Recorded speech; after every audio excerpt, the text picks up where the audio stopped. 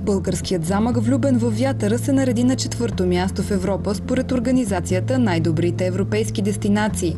Наградата бе връчена в сътрудничество с най-големите туристически офиси в Европа и мрежата European Destinations of Excellence. Замъкът в Равадиново изпревари френския Шато Шамбор, английския Уиндзор и австрийския Лихтенщайн според класацията за най-добри замъци в Европа. Призът бе връчен на основателя на замъка Георги Тумпалов от министъра на туризма Ангелина Ангелкова в Созопол.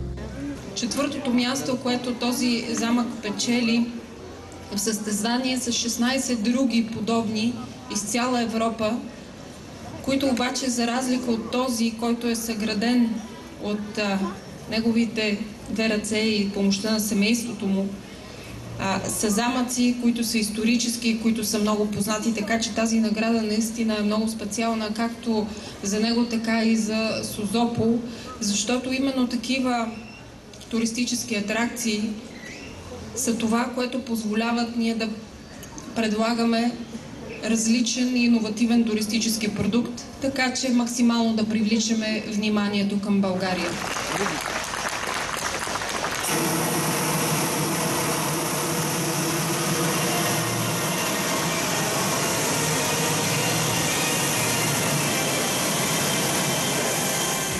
Чувствам се горд и приемам голямата награда не твърде лично.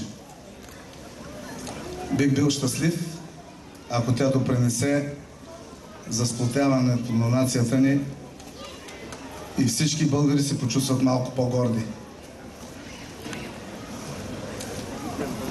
Искам всички вие да знаете и да помните, че аз и моето семейство с Божията помощ построихме този приказен замък за бъдните поколения. Освен престижната награда, по време на церемонията по връчването от писмо от изпълнителния директор на European Best Destinations Максимилиан Лежон стана ясно, че Созопол е номиниран за най-добра европейска дестинация за 2017 година от организацията. Кметът на община Созопол Панайот Рейзи заяви своята готовност да допринесе за развитието на града и издигането му до туристическа дестинация номер 1. Няма как Созопол да бъде дестинация 1, ако ние всички заедно не обединим нашите усилия и да постигнем този висок резултат. Напред и заедно мисля, че ще успеем да го постигнем. Приказка близо до морето. Така от сайта на European Best Destinations описват замъка влюбен във вятъра, основан от Георги Тумпалов. Той избъдва детската си мечта, като бързо превръща замъка в желана туристическа дестинация не само за българи, но и за чужденци. Междувременно това не е първата престижна награда на замъка в Созополското село Равадиново. Влюбен във вятъра има първа награда за най-добра туристическа атракция в света на престижния международен конкурс Design Award 2016. Замъкът все още е незавършен, като по този начин привлича посетителите си за следващи срещи. Всеки път се откриват нови и нови неща. Освен красивите градини, мостчета, езеро, рицари и животни, фонтан изпълняват желанията, краси двора на замъка. Красива атракция, напомняща на прекрасния Рим. Престижната награда бе отпразнувана в нощта на награждаването в замъка влюбен във вятъра с вълшебна атмосфера, почетни гости и подбрана музика. Фокусник се появяваше и се скриваше сред гостите, рицар крачеше гордо, а семейство Адамс допълваха атрактивната обстановка в замъка.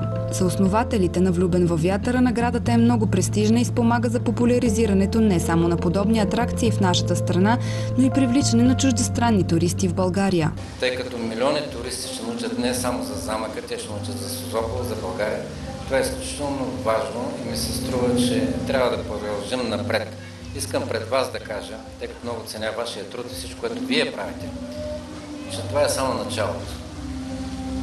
Тъй като ние се целиме на световна известност. Вече сме направили необходимото за това и много скоро ще научите и ще имаме възможността да празнуваме пак всички заедно. По време на нашия разговор се появи внукът на Георги Тумпалов, който поиска да ни издаде своето обещание мечта. Това е внукът на Георги Тумпалов, който носи трите му имена. И кой ще завърши замъка? Той ще завърши замъка. Той е обещал на дядо си, на мен, на всички, които работят тук.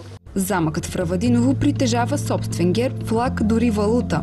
В допълнение към всичко това, гостите на замъка бяха свидетели и на първото изпълнение на химна на замъка, чието тонове бяха съпроводени от светлина и огън. Автор на химна е Георги Тумпалов с композитори Николай Плачков и Венцислав Иванов. Изпълнява Михаил Белчев.